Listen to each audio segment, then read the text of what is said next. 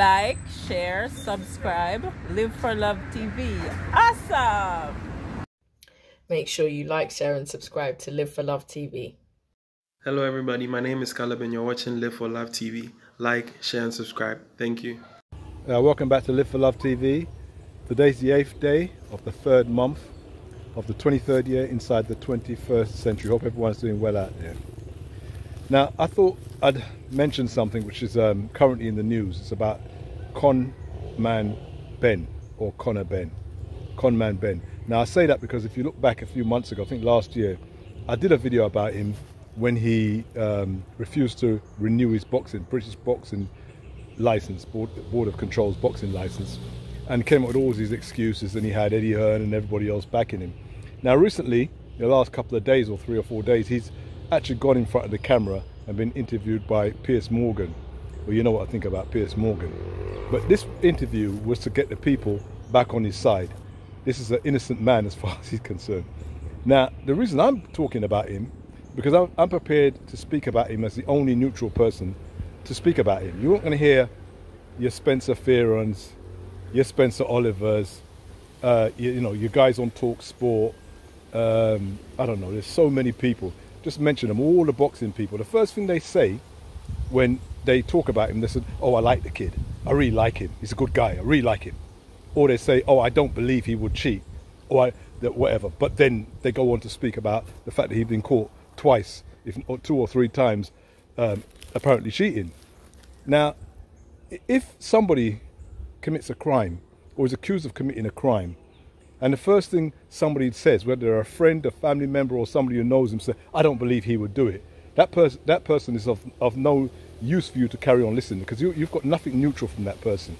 Because what that person is basically saying is, you're going to have to prove to me 1,000,000 times over that he's guilty before I'll ever accept it. The man has been caught more than once on drugs, and everybody knows he's been caught, and yet people are saying, well, we want him to prove his innocence. What do you mean by prove his innocence? He's guilty. If you're going to say someone, you know, needs to prove their guilty after they've been found guilty, then when does it stop?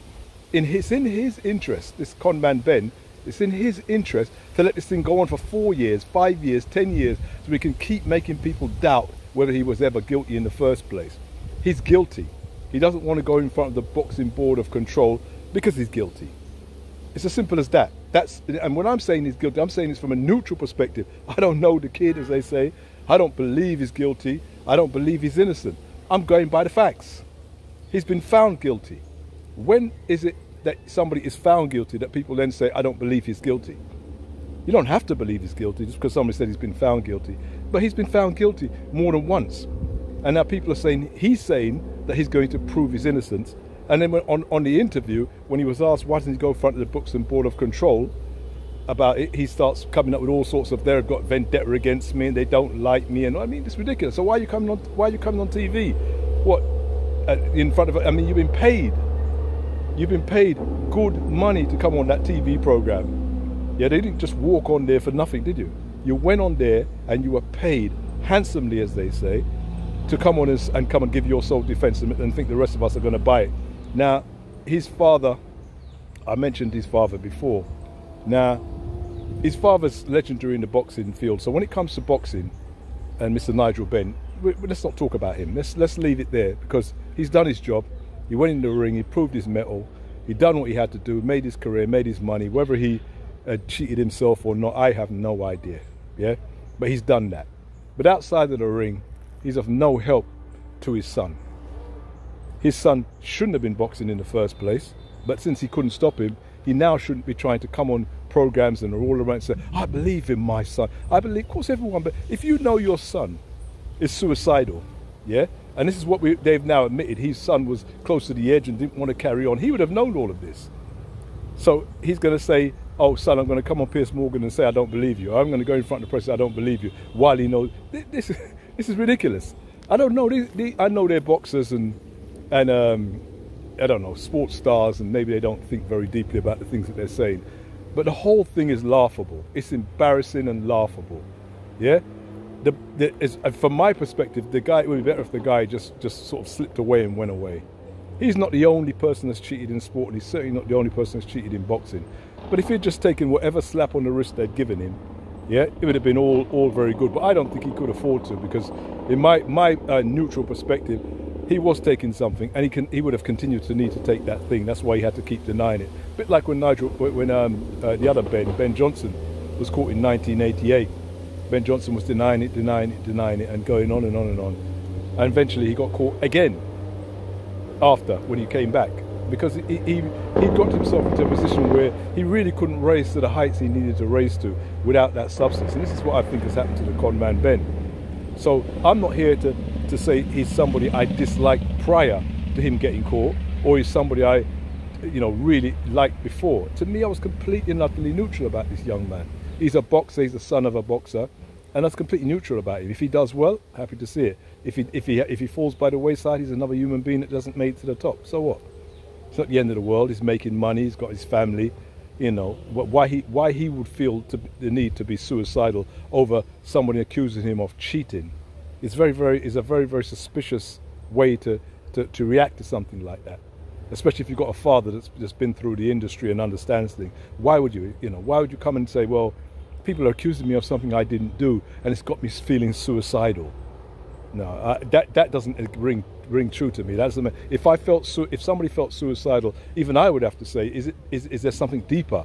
Is there something else you're saying? Is it the fact that your ego says you have to be the greatest person in the world, you have to be a world champion, or therefore you should then turn into be suicidal? If that's the case, then that would lend to the belief that maybe you did take something, and maybe your ego is that powerful over you that you would take something to get to the top. So nothing he says to me rings true in as much as what you say. Now, if people are going to say, well, I should speak nicely about him because his mental state is a little bit fragile.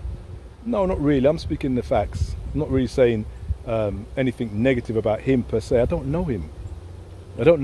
Never met him. Don't know his father. Never met him. So I don't want to see him harm himself. But before he comes in front of anybody to talk, you don't say, I like the kid, I believe in him. And I think it was Spencer Fearon who says, I hope he can be proved. I mean, what kind of a person speaking to you who claims to be a boxing aficionado or a human being that's coming across and saying, I hope? It's like somebody being done for rape and you say, I hope it's not true. I hope it's not. You've already nailed your flag to the mast. You're already hoping it's not true. And as I said in the beginning, if you're hoping before you yourself have got the proof that he hasn't done it, because we've always got proof that he has done something, then what you're saying is, as far as I'm concerned, the guy have to have been caught 400 times before I'll ever accept it. The burden of proof that the rest of the neutral person would have is not the burden of proof you would have. We've heard this and I can go back to the days of Jim Crow and slavery and all the stuff that was going on, when white people were accused of doing things to black people, and maybe somebody came up and said, well, this is the white man that did it and we've had him. And people say, oh, I know him, he's a good kid, he comes from our town. I don't believe he would have done anything like that. And then these are the same people that go into the jury and say, well, I don't think he did it. Of course you don't think he did it, because you wouldn't believe the people who are accusing him. Just like how people don't want to start to believe the VADA testing and all the other stuff that this guy has been found to be guilty of. They don't want to believe that now because they like the kid, or because they believe in the kid, or because they hope he's innocent. Well, you're not going to get anything like that on Live for Love TV. You know that. We're going to be neutral. And if the guy was innocent, yeah, if he was innocent, by now he would have found a way to prove his innocence. Not like a way of dragging us all along and saying, well, I've got this 271-page document and I've got this and I've got lawyers and I've got all this. This is what you do. This is what I would do if I was guilty. String them along, make them keep, mud the waters, make it look, more difficult. This is what I would do. If I was innocent, I'd just come clean. I'd come clean, and if they don't believe me, I'd walk away from the lot of them. That's what I would do. I'd say, all right, none of you believe me. You don't accept my thing, I'm gone. I'm off. I'm going to live my life. I'm going to do something else. It's not the end of the world. This is what an innocent person looks like. Not somebody who goes to the let's be honest, some of these lawyers are some of the greatest liars, legal liars you're ever going to get. They can twist anything that they want to make it sound like you're innocent. We know this. This is what lawyers have been trained to do. It's like accountants can be trained to massage figures to make them look exactly how they want them to look. If you look deeply enough, you start to notice that something ain't right. And it's the same with lawyers. they're strigging it on and whatever. They don't want him to go in front of the boxing board of control, the British boxing board of control, because he's going to get, because the burden of proof is differently from what he's got with the WBC. It's completely different burden of proof, and he knows that. That's why he's hiding behind the corners. And I said to his father, who's more in my generation and my age group, you need to get hold of your son. You need to not forget all of this, oh, I love you, my son, and kissing him on the lips, and give him some true heart-to-heart love, heart-to-heart truth, and make him know that he is as great as you are, regardless of whether he wins a world champion or not. Because he doesn't feel like that. If he had felt like that, he wouldn't be in the trouble he's in now. He wouldn't be trying to, you know, blow his head off and go all over the place and do all the things he's doing. He wants some of what he saw you get. He wants that adulation. He wants to be respected around the world, and people talk about him the way his dad was talked, and, you know, crowds come out and mock. That's what he wants.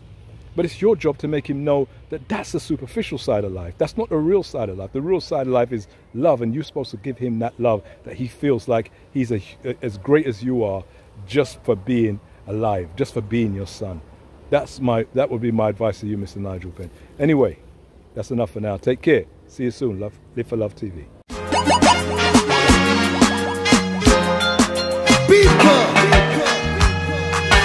One step more.